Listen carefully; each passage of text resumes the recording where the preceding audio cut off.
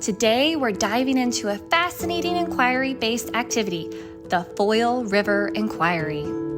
Here's the deal. Rivers have a mind of their own, flowing and twisting through nature's wonders. But what factors shape their journey? Let's find out. It's all about the flow, my friends. Check out how the water dances down the Foyle River, nature's symphony in action. Question time. How does the slope influence the river's flow? Can we tweak it a bit? Let's see what happens. Experiment time. Watch the river's journey change as we add rocks, adjust the water pressure, and even time how long a stick takes to reach the end. Science in motion. Flood alert! Let's make that river overflow and build a mini dam. Who knew we could control nature's currents?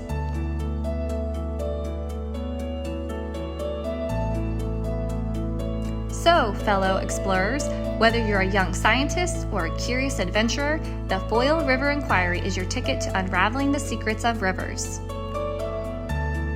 Get out there, experiment, and let's learn together. Until next time, keep embracing the wonders of the world around you.